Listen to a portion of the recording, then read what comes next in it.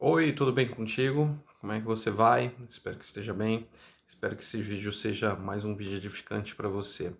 E hoje aqui a gente está chegando na parte 3 do vídeo sobre a marca, né, o 666, como a gente vai chegar nele, procurando entender um pouquinho sobre a questão dos sinais, tá bem? Se você não viu os dois primeiros vídeos, eu recomendo que você volte e assista na sequência para que você possa entender, para que você possa ter uma melhor compreensão do que eu estou querendo passar, tá? Até porque conforme eu vou passando os vídeos, evidentemente, a gente vai começar a ter uma melhor compreensão das coisas, entendendo e chegando até mesmo a eu muitas vezes vou voltar em situações das quais outros vídeos eu já passei.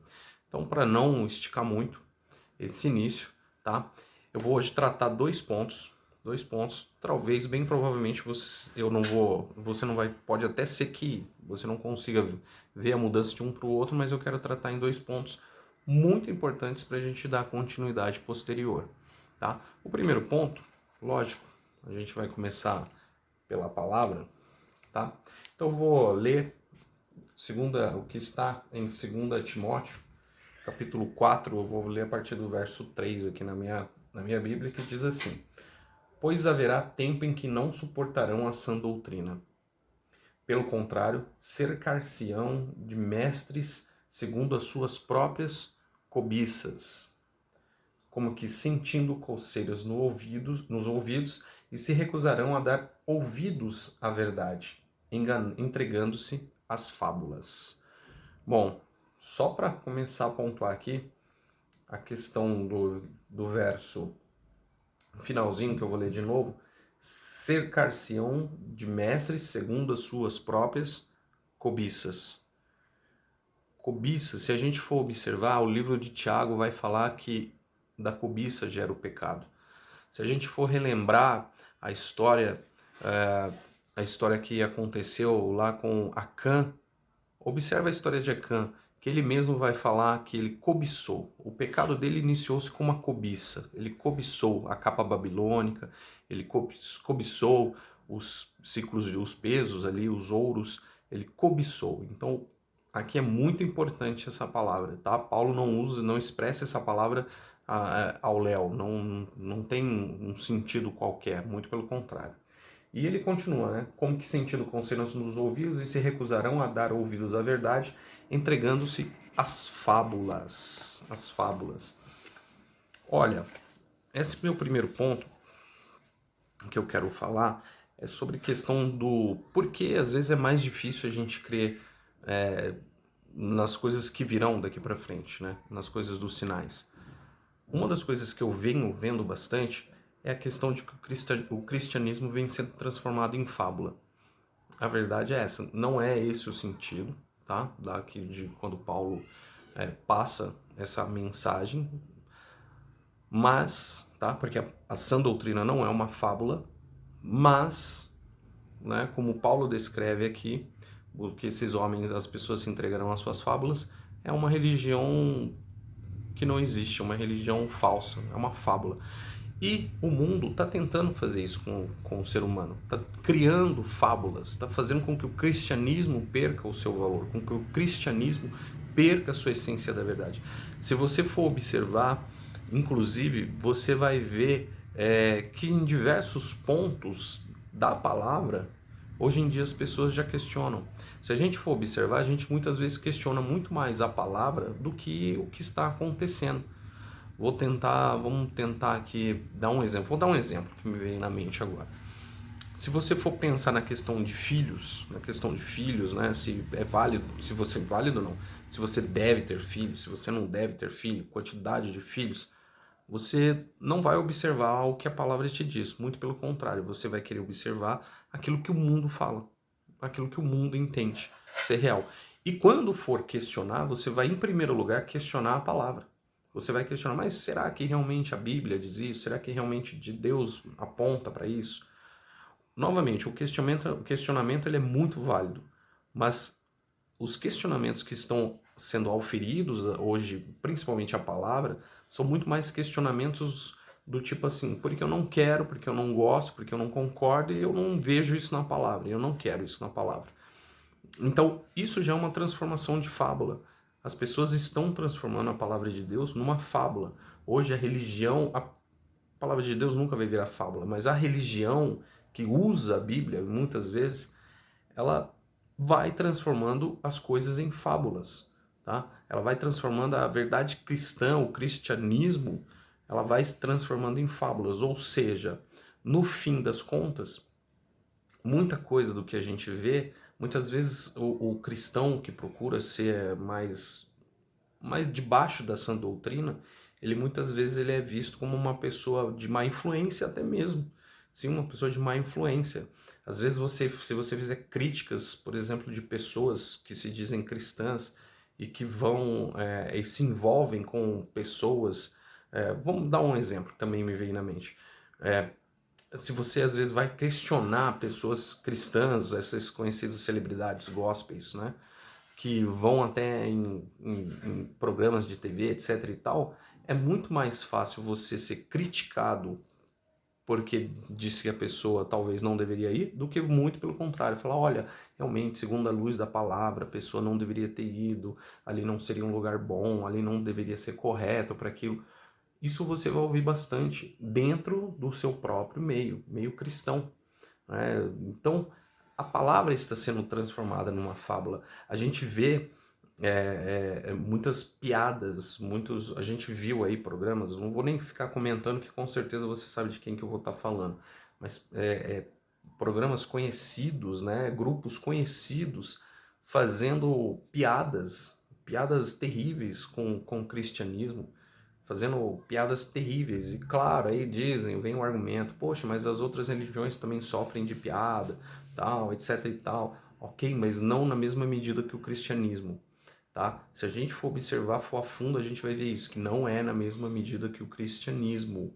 Então, por que que essas pessoas já produzem isso? Qual o efeito? O efeito é fazer com que o coração do homem realmente comece a dar menor valor à palavra, ao cristianismo. Menor valor ao que a palavra nos diz.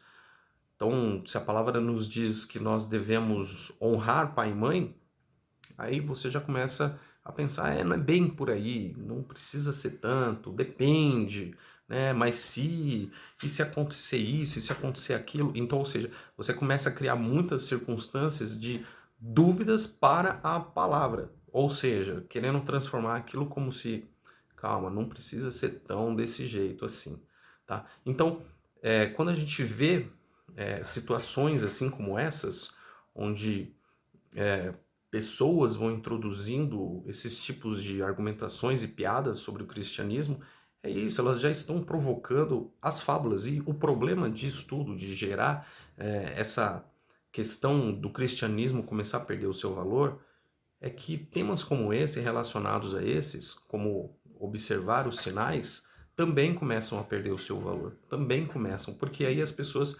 variavelmente vão começar a trazer até fatos históricos. Ah, mas ali aconteceu daquele jeito, mas é naquele sentido. Fazem até, como eu falei no vídeo 2, até mais ou menos também como acontecia com os mesopotâmicos, que achavam que viviam em ciclo, né? A vida deles sempre voltava ao mesmo. Muitas pessoas usam também argumentos muito semelhantes, né? Ah, mas sinais, terremotos, poxa, não, mas terremoto sempre existiu. Guerras, mas guerra sempre existiu, é que agora a gente tem mais informação. Então, os sinais da vinda de Cristo vão perdendo valor para essas pessoas. Por quê? Porque elas estão caminhando para suas próprias fábulas, para suas próprias fábulas. Bom, e aí eu vou aqui novamente vou ler Lucas, capítulo 14, tá? Aqui na minha Bíblia ela está como título de A Parábola da Grande Ceia, de algo maravilhoso, né? Que nos diz assim, ó: Ora, ouvindo tais palavras, um dos que estavam com ele à mesa disse-lhe: Bem-aventurado aquele que comer pão no reino de Deus. Ele, porém, respondeu: Certo homem deu, ele é Jesus, tá? Certo homem deu uma grande ceia e convidou a muitos. À hora da ceia enviou seu servo para avisar aos convidados: Vinde, porque tudo já está preparado. Não obstante, todos, a uma, começaram a escusar-se. Disse o primeiro: comprei um campo e preciso ir vê-lo. Rogo-te que me tenhas por escusado. Outro disse: comprei 5 juntas de boi e vou experimentá-las. Rogo-te que me tenha escusado. E outro disse: casei-me, por isso não posso ir. Aí eu paro por aqui. Enfim, né? Essa grande parábola, na verdade, é uma grande verdade das nossas vidas. Por quê? Porque isso ocorre também. Hoje a gente vê cristãos exatamente nesse mesmo sentido, já caminhando. Isso já é uma ideia de como também é o fim, né? E se a gente for ver coisas boas, a gente se viu algum pecado? Uma pessoa casou, olha, casamento, né? Família de Deus. O outro comprou uma junta de bois, nossa, bênção, né? Foi abençoado por Deus. Outro comprou um campo, também bênção, maravilha. Ou seja, você vê que Jesus usa nessa parábola, ele não usa nenhum tipo de pecado, muito pelo contrário, ele usa coisas que até é do próprio Deus, que até o próprio Deus os abençoa. Mesmo assim, veja, essas pessoas rejeitaram a festa, essas pessoas rejeitaram aquela grande ceia do Senhor. Então, isso faz um certo paralelo para a gente. Paralelo do quê? Do como a gente está sendo envolvido e conduzido a ter uma vida onde a gente caminha para as nossas fábulas. E as nossas fábulas muitas vezes são coisas até mesmo boas. A gente, né, procura, eu quero casar, eu quero comprar, então para isso eu preciso trabalhar mais, eu preciso estar mais eu preciso estar mais empenhado nos meus estudos. Ou seja, no fim das contas, o que ocorre? Você perde a visão do reino de Deus. Você perde, eu vou repetir, você perde a visão do reino de Deus. E isso é perigosíssimo. E isso é o que está acontecendo no mundo. Por isso que muitas pessoas têm dificuldades de entender os sinais. Por isso que muitas pessoas, em coisas que eu vou relacionar nos próximos vídeos, vão ter dificuldade para entender e muito para concordar. E mais ainda, alguns podem até chegar ao ponto de questionar e dizer: não, não é bem assim. Nossa, você está dizendo, mas não, isso não acontece. Mas tudo para você tem a ver. Sim, tudo tem a ver, mas algumas pessoas terão extremas dificuldades, tá? Novamente, como eu disse lá no vídeo 1, não é que você precisa absolutamente concordar com tudo, mas observe melhor principalmente a base da palavra, a luz da palavra, vá na palavra. Observe de que sim, haverão sinais, os sinais já estão acontecendo, os sinais já estão aí. Então nós precisamos ficar atento nesse ponto para que a gente consiga de fato e de verdade chegar no pleno entendimento, porque a gente precisa entender que sim, que nós precisaremos estar diante dos sinais para que a gente possa estar ali sempre alinhado com o Senhor, caminhando e buscando descobrir o que o Senhor quer de nós, para que a gente não caia nas ciladas do maligno, porque Satanás ele não é burro, ele não é tonto, muito pelo contrário, ele é muito inteligente. E por toda a sua inteligência, ele sabe muito bem jogar as raposinhas, né? Muitos serão vencidos pelas raposinhas, pelos pequenos detalhes, não serão vencidos pelas coisas grandes, mas sim pelos pequenos detalhes, pois não estarão atentos aos sinais da vinda de Cristo. E aí, caminhando nisso, a gente já chega num outro ponto, que é o quê? O ponto de lembrar que hoje já muitos pensadores, muitas pessoas reconhecidas, renomadas no mundo, sustentam uma tese bem interessante, mas não verdadeira. Sustentam a tese de que o quê? Em debates públicos e políticos, né? A postura moral, ela não deve ter fundamentos a não ser fundamentos laicos. Ou seja, né, basicamente, eu não sei nem como agora descrever, mas é basicamente assim: você tem que de desconsiderar todo o seu fundamento moral, todo o seu fundamento bíblico, para que então você possa conduzir debates públicos e políticos, tá? Mas isso não existe, ok? Como eu disse lá no vídeo 2, todo mundo tem uma cosmovisão, tá? Todos nós temos uma cosmovisão e exatamente esses pensadores, o que eles dizem é basicamente isso: olha, tira sua cosmovisão e vamos para o debate. Mas se você faz isso, você fica absolutamente sem nada, tá? Você não vai ter nada a colocar. Inclusive, tá? Inclusive, o que aconteceu foi que alguns cientistas e filósofos assinaram uma declaração que o nome da declaração, deixa eu pegar aqui, é Declaration in Defense of Science and Secularism, que é uma declaração em defesa da ciência e do secularismo, tá? Onde realmente eles conclamaram lá nos Estados Unidos, o povo americano, a exatamente isso, a não permitir que leis ou atos do executivo fossem influenciados por crenças religiosas. Então, olha, pasme, né? Mas a ideia é essa mesmo, tá? Então, existe quem defende que a fé religiosa deve permanecer como questão pessoal e jamais ser introduzida em discussões que digam respeito a políticas públicas. Mais uma vez, né, tentando tirar a essência do ser humano, tentando tirar a cosmovisão do ser humano do debate político. Mas a gente sabe que isso não há como acontecer. Bem, aí eu vou fazer aqui uma leitura, porque o Stephen Carter, de Yale, ele disse o seguinte, tá? Ele argumentando agora que é impossível deixar de lado as noções religiosas. Ele disse assim, abre aspas, tentativas para criar uma esfera pública da qual esteja ausente o debate religioso, independentemente dos cuidados que se tomem, sempre acabarão por dizer aos membros da religião organizada que somente eles, ao contrário dos demais, para participarem do diálogo público, precisam deixar para trás essa parte de si, mesmo que talvez considerem a mais vital.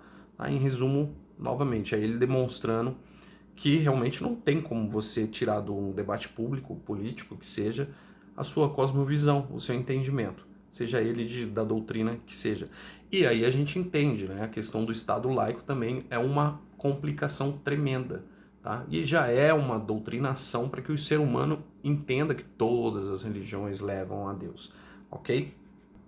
E aí, mais uma vez, eu chego e pergunto, tá, então o que é religião? Então vamos nos indagar. O que é religião? Ok. Então alguns dizem que a religião é uma crença em Deus. Religião é uma crença em Deus. Isso não é uma afirmativa correta. Por quê? Porque senão a gente precisa tirar algumas religiões que não acreditam absolutamente em Deus. Sim, existem religiões que não acreditam absolutamente em Deus. Aí a gente pode partir para o outro ponto, que é o que diz o quê? Que trata que a crença no sobrenatural, ou seja, a religião é uma crença no sobrenatural. Tá? Mas isso também é complicado, porque no hinduísmo, o hinduísmo em si, ele não crê na esfera sobrenatural, tá? Além do mundo material. Então ele crê apenas numa esfera espiritual dentro de um conhecimento empírico. Então, novamente, o que é religião? Então, religião a gente pode dizer que é um conjunto de crenças que se explica o que é a vida e quem somos, bem como as coisas mais importantes nas quais os seres humanos deveriam empregar seu tempo. Ok? Então, religião é isso. É você crer num propósito de vida. Qual é o seu propósito de vida, de existência, para hoje e para amanhã e para além? Qual que é? Isso é uma crença, isso é uma religião, isso é a sua crença, isso é a sua cosmovisão. Tá? Então, se você conseguir responder isso para você, você já sabe qual é o seu pensamento, você já sabe qual é a sua doutrina. Então, alguns acham que existe somente esse mundo material. Tem quem pensa assim, certo? Porque a gente está aqui por acidente, que morremos e a gente apodrece. Mas logo é importante então escolher aquilo que te faz feliz. Você já deve ter ouvido bastante isso daí, né? Seja feliz. A gente vai ver lá na frente que tem quem fala realmente isso. Olha, o importante é você ser feliz. Seja feliz ao seu jeito, da sua maneira, da sua forma. Tá, aí essa pessoa pode olhar para você e falar, não, isso daí que não é uma religião. Tá, muito pelo contrário. A gente vê que de uma forma explícita, até organizadamente, tá? Ela contém sim uma narrativa mestra, uma cosmovisão da vida. Tá? Lembra que eu acabei de falar? Religião, crença é o quê? É aquilo que você entende como propósito de vida, o seu propósito de vida hoje e para amanhã e para além, ou seja, para que você nasceu, para que você veio ao mundo. Tá? Então toda cosmovisão tem isso. E se tem isso, toda cosmovisão é de alguma forma uma crença.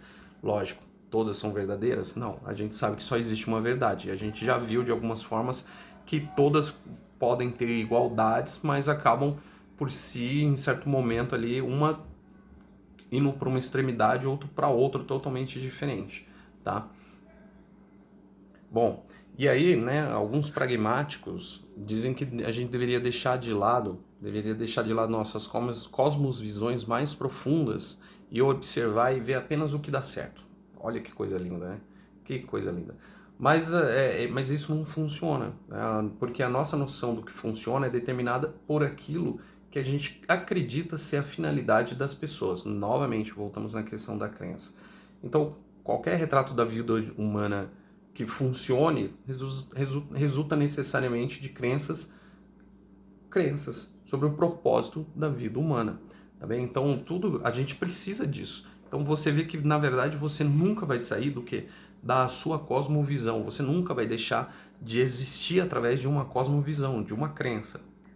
Então, aqui eu vou pontuar agora por que que o cristianismo pode dar certo, ou melhor, porque o cristianismo é a religião que pode nos salvar. Eu vou ler Mateus 5, tá? Verso 16, que vai nos dizer assim, ó: assim brilhe também a vossa luz diante dos homens, para que vejam as vossas boas obras e glorifiquem a vosso Pai que estás no céu. E vou completar com João, deixa eu ir para João aqui, tá?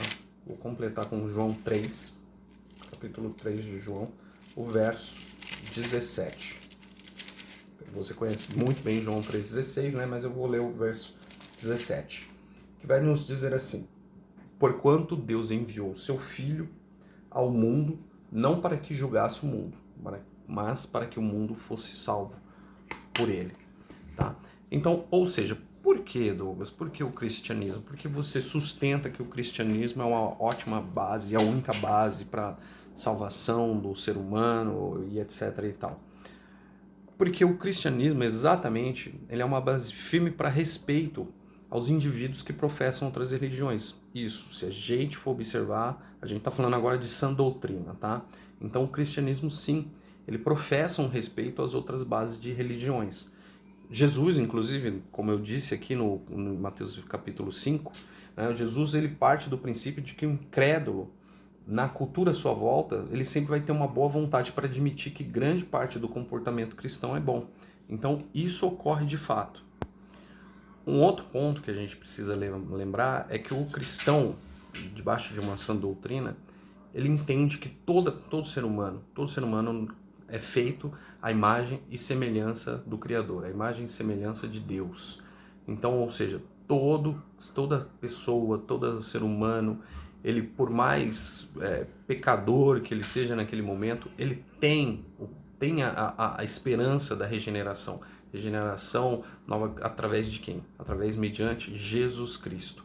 Além disso, também todo cristão consegue reconhecer de fato que ele não é melhor que ninguém, que ele simplesmente é um pecador merecedor, que merece a graça através da salvação de Cristo Jesus e que precisa estar debaixo da salvação de Cristo Jesus. Então a gente começa a ver alguns pontos de diferença, até mesmo sobre outras religiões, tá? Que proferem outras situações, como por exemplo, algumas religiões entendem que as suas boas ações, né, que aquelas ações sociais fazem com que você seja melhor do que outras pessoas, melhor do que pessoas que não estão fazendo a mesma coisa, melhor do que pessoas que não estão debaixo do mesmo pensamento, fazendo aquelas obras que você tão bem está fazendo. Já o cristianismo não apresenta-se assim desse jeito. O cristianismo mostra-se onde todos são semelhantes, são iguais, com diferença, lógico, entre aqueles que creem em Jesus e aqueles que não creem. Mas mesmo assim, o cristianismo sempre tem a visão do quê? De que, de fato e de verdade, todo mundo pode se achegar ao Pai e ser merecedor da graça salvadora por meio de Jesus Cristo. Outro ponto interessante, vamos lá, por exemplo, o mundo greco-romano da época desprezavam os pobres. Os únicos que tinham valor eram aqueles que tinham riquezas, os nobres. Já o cristianismo não, o cristianismo, a sã doutrina, estamos falando da sã doutrina, tá? O cristianismo, o que ele prega? Qual que é a fé que ele professa? Que quem quer que seja, pobre, rico, branco, negro, homem, mulher, escravo, liberto, enfim, não há distinção de pessoas. Todas as pessoas são merecedoras da mesma graça, todas as pessoas merecem a mesma, o mesmo, como podemos dizer, merecem a mesma luz. Todas as pessoas devem estar no mesmo lugar. E é por isso que nós fazemos parte de um corpo, o corpo de Cristo. onde o próprio Paulo, o apóstolo Paulo vai muito bem nos dizer isso lá em Coríntios, né? Falando sobre a questão do corpo, onde nenhuma parte do corpo é maior que a outra. Então o cristianismo, ele professa exatamente isso, de que todos nós somos merecedores da mesma graça. Enquanto algumas religiões, principalmente no passado, faziam muitas distinções, ou por nobreza, ou por cor de pele, ou até mesmo por credo, o cristianismo não. Ele faz o quê? Ele junta todos aqueles que entendem o cristianismo, que entendem quem é Jesus Cristo, quem é Deus de fato, o Espírito Santo. Então, ele recebe a todos. Lógico, tá? Fazendo aqui uma pontuação. Infelizmente, hoje a gente está vendo um mundo onde, novamente, as fábulas, tá? As fábulas criaram muitos mitos religiosos, muitas religiosidades, onde pessoas, muitas vezes, sim, infelizmente, são aí colocadas à parte na sociedade cristã. Mas não deveria ser assim. Quando a gente observa as escrituras, a gente vê um cristianismo que aceita todos, independente do que seja. E um outro ponto interessante, às vezes a gente crê muito que no tempo antigo as mulheres eram muito bem vistas, né, pelas outras religiões, mas muito pelo contrário. Religiões e povos, antigamente, colocavam a mulher muito abaixo do que ela realmente era. O cristianismo, Jesus, foi quem trouxe à mulher o primeiro estado de direito. E a gente vê isso em diversos pontos. Olha, vamos lembrar de alguns, por exemplo, como eu falei do mundo greco-romano, o mundo greco-romano, o que ele fazia? Ele colocava quando crianças, bebês femininas eram deixadas muitas vezes, eram deixadas ao léu. Tudo bem, existem algumas religiões muito mais antigas, alguns povos que faziam sacrifícios de crianças, principalmente dos primogênitos. Mas, posterior a isso, alguns povos tinham muito mais valor, você acredita, em dar o quê? Dar as mulheres, bebês mulheres, em sacrifícios. O mundo cristão já não faz isso. O Jesus já apresenta-se de uma outra forma sobre tudo isso. Tá? Um outro ponto, vamos lá, também o mundo anterior entendia o quê? Entendia que um homem poderia ter várias mulheres. Né? O homem era aceito. A gente vai falar, poxa, mas o cristianismo lá no início, sim, mas se a gente ler a palavra de Deus, a gente vai ver outro sentido, que eu não vou aqui colocar para não ficar mais extenso no vídeo, mas não era a ideia inicial de Deus. Tanto é que depois, pela graça, mediante Jesus Cristo, através de Paulo depois, ele vai descrever também que o quê? Que o homem tem apenas uma esposa. Então, isso também o cristianismo muda. A questão, a visão do homem com a mulher, ou seja, o homem já não tem mais o direito de ter quantas esposas ele quiser. Muito pelo contrário, ele tem que ter apenas uma esposa, honrá-la, amá-la como Cristo amou a igreja. Então, olha o nível que Paulo e o cristianismo vem colocar sobre a questão homem com mulher. Tá? Então, ou seja, a posição da mulher no cristianismo, ela também era muito mais valorizada do que era antigamente. E tem muitas mais outras coisas que a gente poderia falar. Mas para não ficar com esse vídeo tão mais extenso, eu me coloco por aqui, finalizando sobre esses dois pontos que, novamente, como eu disse lá no começo, infelizmente o mundo está procurando, visando e trabalhando para transformar o cristianismo em fábula. O cristianismo em uma religião de fábula, onde você não vai acreditar de fato na sã doutrina. Você vai acreditar em algumas coisas e tal, mas isso vai te deixar sempre numa situação muito complicada. Por que muito complicada? Porque você vai, infelizmente, acabar caindo em situações onde você vai ter a sua fé muito minada. A sua fé vai estar trabalhando sempre em questionamentos sobre a palavra. Você sempre vai estar questionando, mas será que é isso mesmo? Mas será que é isso mesmo? E aí você corre o risco de abrir buracos, abrir brechas na sua vida, para que, assim como dizem Salmos, né, um abismo puxa o outro. Então você começa, através de coisas pequenas, a viver coisas grandes. Através de coisas pequenas, você chegar em cobiça, e a cobiça gera o pecado.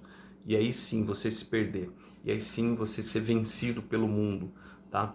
Mas, posterior a isso, temos o cristianismo, temos Jesus, a quem trouxe e fez toda uma mudança, Hoje talvez a gente não consiga observar isso por muitos aspectos, mas se a gente for estudar e verificar a época de Jesus, principalmente a partir dali, vamos assim dizer, a gente vai ver que realmente quando Jesus vem, quando Deus Filho chega à Terra e começa o seu ministério, de fato ele ali modifica praticamente tudo no mundo. Ele modifica toda a visão e demonstra que realmente só há uma fé verdadeira, só há um caminho, uma verdade e um desse que é a vida, Jesus Cristo.